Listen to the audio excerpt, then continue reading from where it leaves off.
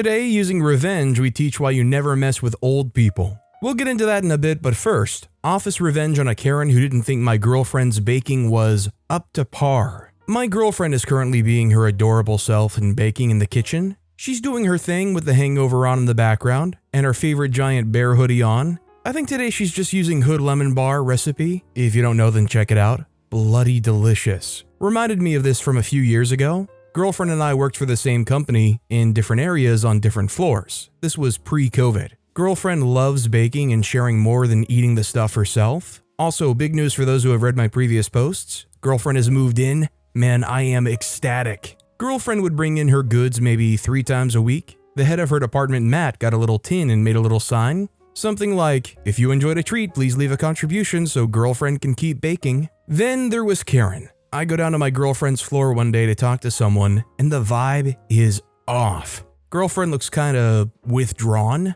People are buzzing, Matt looks furious, the treats are on Matt's desk. Turns out someone emptied the contribution tin and left a note saying the last few baked goods weren't up to par. So they'd emptied the tin as a form of a refund for past contributions.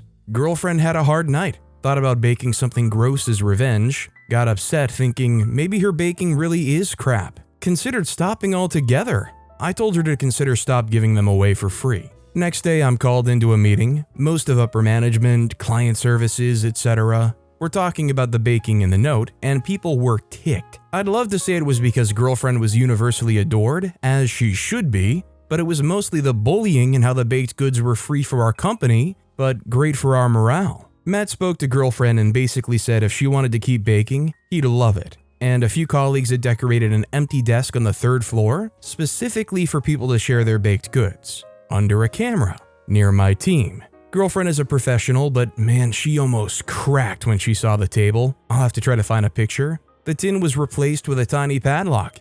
Next time Karen appeared for a treat, a woman from my team jumped up and stopped her, telling her that they weren't up to par, and basically told her to freak off. More people started baking, and Matt would share out the pound contributions. A picture of the table full of amazing goodies even made it to our website for a while. Karen ended up putting in a complaint about her entire floor. Apparently, every time she tried leading a training session, people started telling her that her teachings weren't up to par. She tried smoothing it over, not by apologizing, but by bringing in a tray of cheap donuts with a stupid sign saying that no contribution was needed. These were actually good and free. Those donuts had exactly 2 taken, one by Karen and the other returned with 1 bite missing and a note that said, not up to par. Matt even called the next team outing, who's up to par tea. Apparently, Karen started complaining that she was trying to inspire girlfriend to do better, that buying her own treats was way more expensive, and she needed the little treat to keep going some days. That now more people were baking, so really she'd inspired them. That she didn't know how to get past my team, who she couldn't insult and historically sucked up to. Karen tried demanding the snacks move back downstairs, but was told the note was deemed bullying. And the downstairs canteen without cameras wasn't up to par. This went on until COVID hit. Freak Karen. And my girlfriend's baking is the chest. I'm not gonna lie, this Karen is the worst kinds of Karen. It's one thing if they're all entitled, they want something for themselves, but the kinds that go around and trash things because they don't want other people to be happy and only for that reason are the worst. It's like a humanized plague walking around. I mean, nothing makes you frown more than turning the corner and being face to face with a Karen like that. And the sad thing is, they're probably thrilled about that reaction. Also, hi, I'm Steven, and if you guys enjoy awesome stories of revenge, why not hit those like and subscribe buttons down below? That said, our next story is,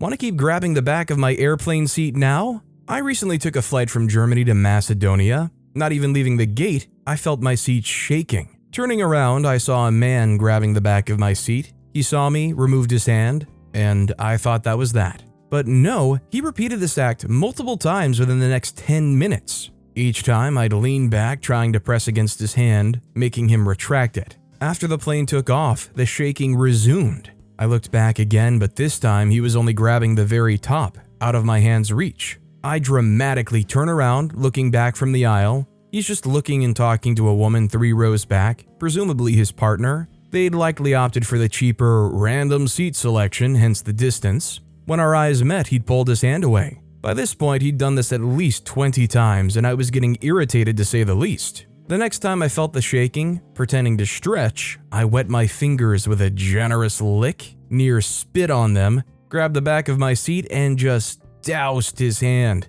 Needless to say, he didn't touch my seat for the remainder of the flight. Was I wrong? Didn't know how to get the point across not to keep shaking my seat after many failed attempts. I mean, I'm not gonna lie, pretty horrendously gross, but it was a indirect way of dealing with it. I mean, a lot of people would probably say you could have signaled down a flight attendant, but it's really awkward because the person behind you is clearly going to see the flight attendant and you don't want to engage in anything that creates a platform for them to really have a confrontation, gives them room to speak. This next story is joking for my parking space, I'll walk.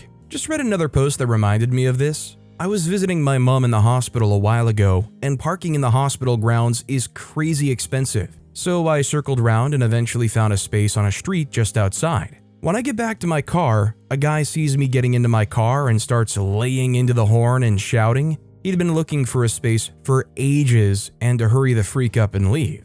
He also had a girl in the car that looked less than thrilled to be with him, so I did what anyone would do. I locked my car again and walked away. Real talk though, if anybody's legitimately gone to the hospital for any kind of operation, test, checkup, whatever, there's never any spots except for the ones literally a 5-minute walk away from the main entrance. So while I don't endorse this guy being a jerk, I kind of understand his desire of seeing somebody go to their car and being like, yes, thank God, a close enough spot. Our next story is, I feel bad about my petty revenge. I'm not proud of my act of petty revenge. It happened about 15 years ago, and I feel quite guilty now. I suppose I'm posting this as a warning to future revengers that things can go wrong. So years ago when I was 18, my girlfriend and I went on an all-inclusive holiday to Spain for 2 weeks. We were having a great time for the first week, but one day, a new family arrived.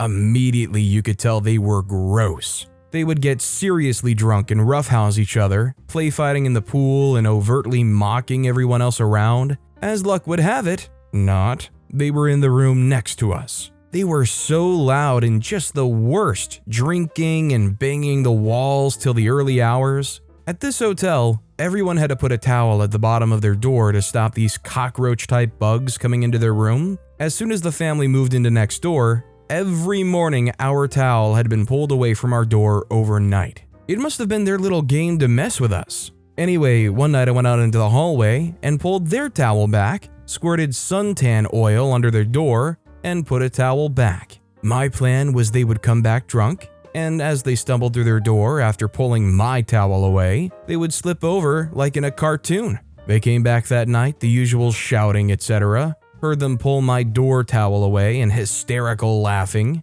The door opens and after a few seconds, slap, the unmistakable sound of fat flesh slapping floor tiles.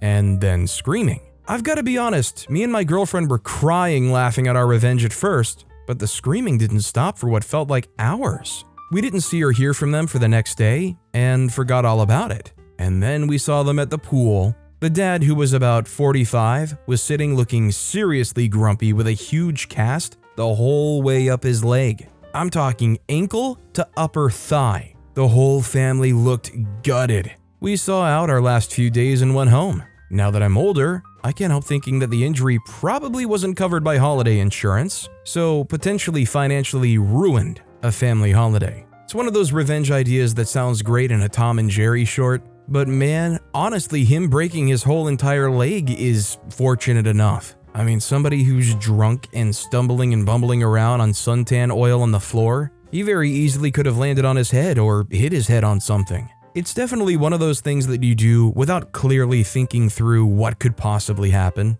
Our next story is a lawyer's petty revenge on an ex-client and his new lawyer. How's it going? It was Kurt. I didn't like talking to Kurt, but I couldn't help it. We'd been classmates in law school. Kurt had finished near the bottom and I near the top, but Kurt was doing great. And I was really struggling. I told Kurt I was doing okay. What do you got today? He asked. I had a bail hearing. I was starting to do more contested bail hearings because bail court was always packed, and it was a great place to pick up clients. You show up, you fight for your client, and if you're lucky, you pick up another client, and on a good day, maybe even 2. Just a bail hearing, I said. What about you? I have 5 guilty pleas, said Kurt, not trying to keep the delight out of his voice. Wow, that's great, Kurt. Kurt was a dump truck. Back in the 90s, that's what we called lawyers like Kurt. Lawyers who knew no plea other than guilty. Kurt was going to plead 5 people guilty that day, and the legal aid plan was going to reward him handsomely for throwing his clients under the bus. He'd be leaving the courthouse a G-note richer in receivables.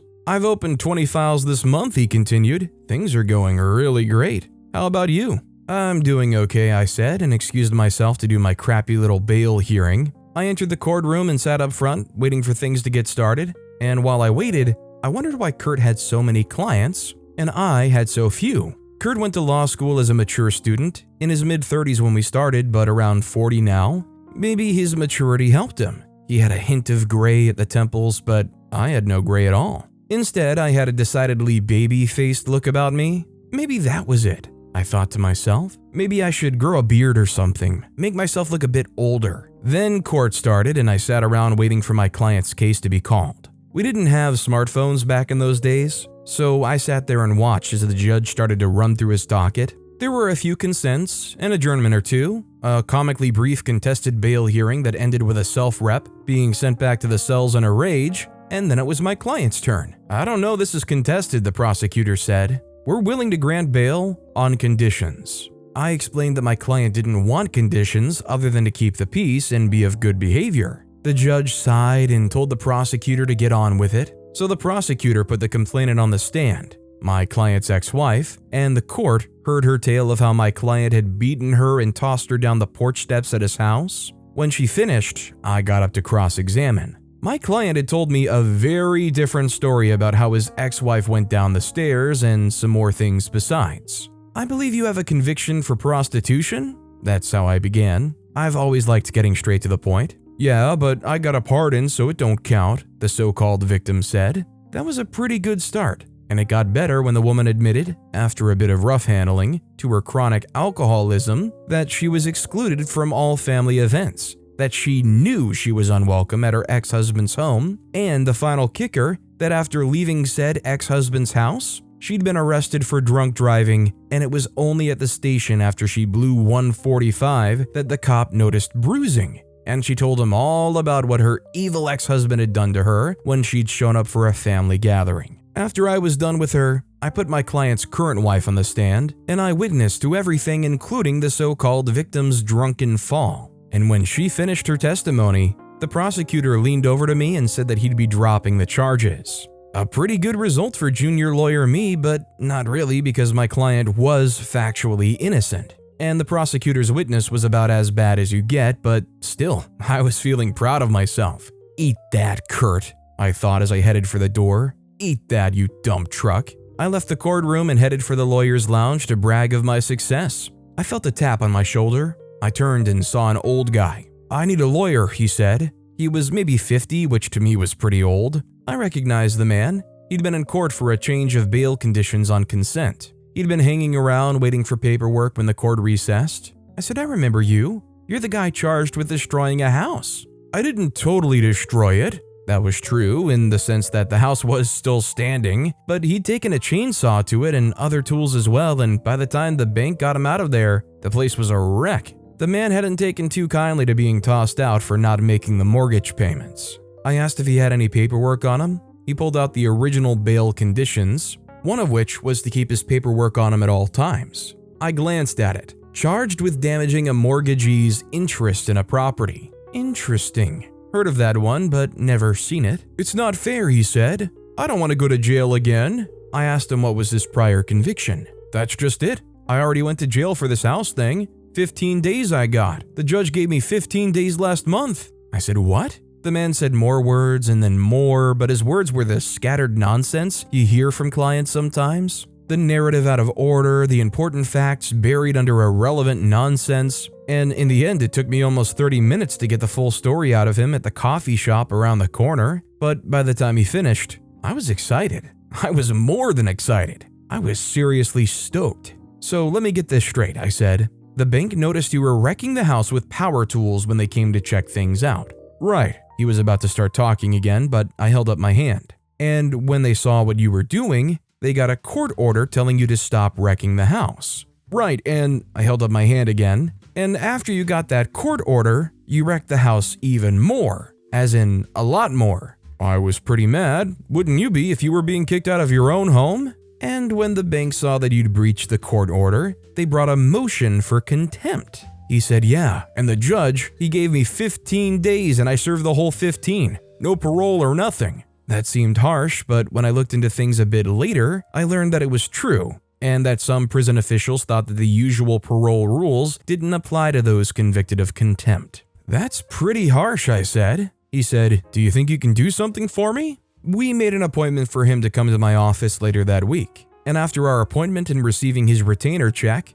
I started to dance around like a nut. I burst into Aaron's office. You'll never believe this, I said. I got a new case. Yeah, said Aaron, the lawyer I rented space from. He was in his mid-40s, technically married but on his way to a divorce, and locked in perpetual mortal combat with his ex. Do I get a piece, he said. Aaron's family law lawyer was super expensive. I shook my head. Nope, I landed this client on my own, and you'll never guess how I'm gonna plead him. He said, guilty? I said, of course not. I hated pleading clients guilty. It was a last resort sort of thing. I was at court to keep people out of jail, not help put them in. So, not guilty. Nope, I said. So you got your first insanity plea. Congratulations. Aaron found me amusing and maybe a little weird. I'd been lawyering for almost 3 years by this point, but I had lost none of the glee that I started out with. I still haven't after more than 30 years. I said, nope, you'll never guess. Guess what? Said Dimitri, walking in to join us. He'd been promoted to Aaron's partner a year before. A big mistake on Aaron's part. That promotion is what started them both on the path to disbarment. I got this new case, and I'm gonna plead the guy autrefois convict. They stared at me blankly. I decided to educate them. Aside from the usual guilty or not guilty, there's 2 other pleas. Autrefois acquit and autrefois convict. You plead a guy autrefois convict if he's already been convicted of the thing he's charged with. When I'd learned about autrefois pleas in law school, I thought I'd never get a chance to do one. I'd never heard of anyone pleading it. It was just one of the zillion things I learned in law school that got shoved to the back of my brain as an interesting thing, but something that I'd never need. After all, how often do people get charged twice for the same thing? That's it, said Aaron. That's why you're excited? Because you're pleading this autrefois thing? Aaron didn't get it. Neither did Dimitri. When I got home that night, I told my wife all about it, and she didn't really get it either.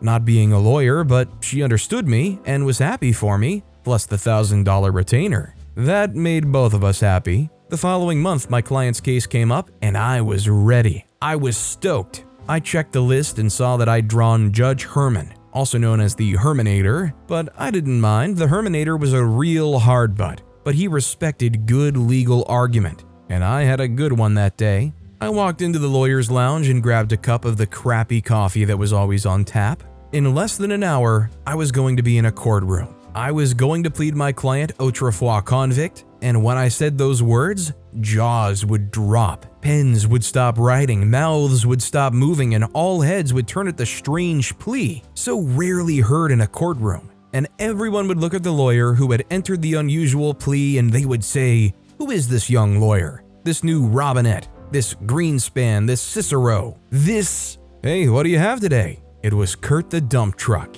Kurt of the quick and dirty guilty pleas. Prosecutors loved Kurt, judges loved Kurt, but defense lawyers hated him, and he was barely tolerated in the lawyer's lounge. A plea, I said, feeling smug. Just one? I've got 6. That's a record for me. I only had 5 coming in, but I picked up another. I said, that's great, Kurt. Just great. Kurt's crap couldn't touch me today. I was pleading a guy autrefois convict, and I didn't give a dang how well Kurt was doing or how badly my practice was struggling. I was in legal heaven, but I didn't enjoy Kurt's company. So I left him in the crappy coffee in the lawyer's lounge and went out into the hallways to find my client. I found him sitting on a bench outside the courtroom. We had a brief discussion. What do you mean you switched lawyers? I said. I talked to this guy, he said. What guy? He handed me a card, but before I looked at it, I knew what I would see. Kurt Mandrick, the card said. Barrister, solicitor, and dump truck.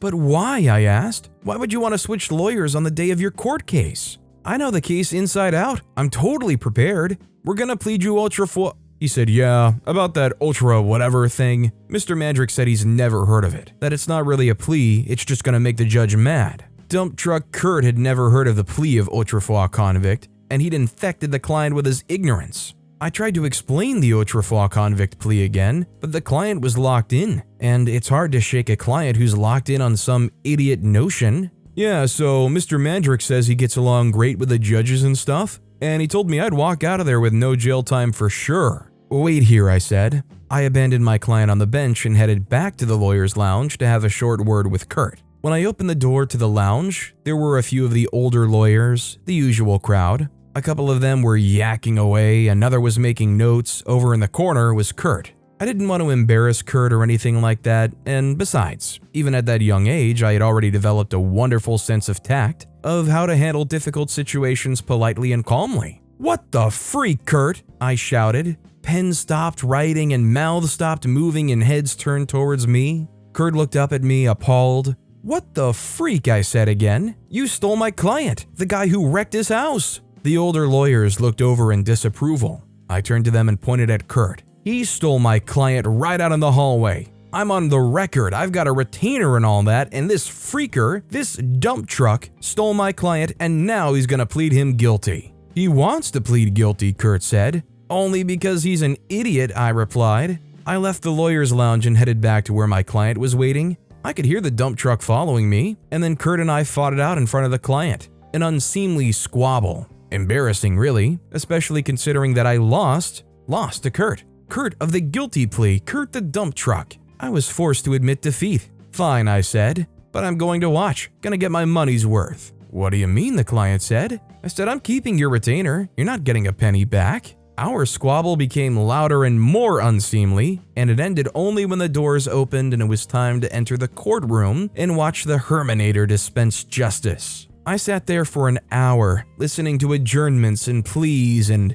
then it was the turn of my former client and his new lawyer, Kurt. It was time for Kurt to work his magic. I watched as Kurt pleaded his man guilty, without negotiating with the prosecutor, without preparation, without anything at all. My client's a first offender, Kurt said, going on about his client's spotless reputation, about the client's moment of madness, his speedy regret, assurances that he would never do anything like that again. But this was Judge Herman's courtroom, and Herman liked to draw blood. He gave the client 30 days. The client jumped to his feet. But the last time, the judge only gave me 15. It's not fair. 15 days for what? Said the judge. 15 days for wrecking a house. The judge turned to the prosecutor. I thought you said no priors. The prosecutor shook his head. Nothing that I can see. Well, said the judge, he's admitted to a prior, and I'm entitled to believe an admission against interest. He turned back to the poor sap standing in the dock before him. I was going to give you 30, but seeing as you have a prior and for the same thing, all Kurt could manage was a feeble but, and then he turned and looked at me as if for rescue. He mouthed something to me, and to this day I think he mouthed something like, "What was that plea?" But I ignored him, and I watched as the Herminator gave the client 60 days. The client began to speak, but it was the same style as he displayed in the coffee shop, a spew of meaningless words. The judge told him to shut up and sit down. When I walked out, Kurt was trying to get the judge to let his client serve his time on weekends, but the Herminator wasn't known for letting people serve time on weekends, and I didn't need to hear the rest. I went back to the lawyer's lounge and told everyone there the gory details, and we all had a good laugh at Kurt's expense. When I got home that night, my wife asked how did the case go, the case with that special plea. It went great, really great, I said, and handed her a check for $1,000. And it was great actually, because that day, the older lawyers in the lounge treated me like a peer. I felt their respect, and that made it all worthwhile. I mean, does anybody else just kind of feel bad for the guy? The guy that was sentenced to 60 days when they potentially had an out? I mean, I guess they sunk themselves by believing Kurt's lies, but it was still kind of like an innocent person getting hurt. Our next story is, don't mess with old people. So this happened over 10 years ago, but still makes me smile when I think about it. I was with my boss, who was also my friend's father, going for lunch down on the water. At the time, he was in his late 60s, bad hip and suffered from COPD, at the time just diagnosed, so he couldn't walk very far. The process was initiated for an accessibility sticker, but he didn't have it yet, so we pull into the parking lot and it's busy. He circled a couple times, spots someone leaving a spot close to the entrance, and waits for them to leave, giving a lot of room for them to do so. Just as he's about to pull in, a convertible Corvette whips into the spot. It was obvious we were waiting for it, signal was on. It was clearly a douchey move. Guy gets out and shrugs his shoulders like, you snooze, you lose. We find a spot, go in, and boss man says we're getting it to go. Okay, think nothing of it. We order burgers and fries to go. However, I noticed he ordered an extra large fry. Thought he was hungry. We walk out of the restaurant to the truck, and on the way, he dumps the extra fry on the front seat of the Vet, which I found funny enough. What was even funnier was the 15 or so seagulls that swarmed the car. Moral of the story, don't mess with old people. They know more dirty tricks than you. I sure hope they got out of there quickly, because I'll tell you one thing, it's probably pretty obvious who the people were that dumped those fries there. Our next story is blocking 2 pumps at the gas station and giving a finger? Let's see how much you like being blocked and waiting. The story of backing up in the gas station reminded me of one of my own, when a jerk driver in front of me took the second, closer pump in the line when the first one was free. So I would have to wait until he finishes and pays, while the pump in front of him would be free for the whole time. All the other lines were taken too, but no other cars in line. The station was actually quite empty otherwise. It was late in the evening, so it was doubly so infuriating to wait on a nearly empty station unnecessarily. I honked at him to move to the pump in front, but he gave me a finger. Later noticed he had some lady inside the car, maybe a date he wanted to impress and assert dominance, I don't know. So if you want to play it this way, it was actually possible to back up, go around through a lane for large trucks. There was no truck at the time, but I couldn't use the pump because the hose noses are thicker, and pull back to the free place in front of the guy. I made sure to back up very sloppy. It wasn't convenient and easy to back up there after all, to the extent the guy would have no way to go around me. And then I took my sweet time. I took a full tank, obviously, also putting the additive first and not hurrying at all, quite the opposite. When I finished filling the tank and went to pay, the guy was already back in his car but couldn't go as he had to wait for me to clear the space. Also, the previously free line for large trucks was blocked now. A truck came, so he couldn't get around like I did previously. So he had to wait, and boy had he waited. Unfortunately, for him, I also needed to use the bathroom, also taking my time, plus was in a need to buy some snacks. So I had to go back to the counter again. I heard some honking from the outside already halfway in my trip, after like 5 minutes, but it still took me about another 5 minutes to complete everything I needed to do to get back to my car. I actually checked that no one was waiting behind him, just the guy waiting for me. The other lanes were still being blocked, but the station was otherwise quite empty. I then walked slow to my car. Of course, I had to put the snacks to the proper place and adjust my seatbelt properly before leaving. At this time, the guy was honking constantly but still couldn't get around. But I actually didn't give him a finger like he did before, as I thought it wasn't even necessary at this point. The cherry on top was that there were traffic lights at the exit from the station, and I managed to catch just before the red, but the piece of crap had to stop.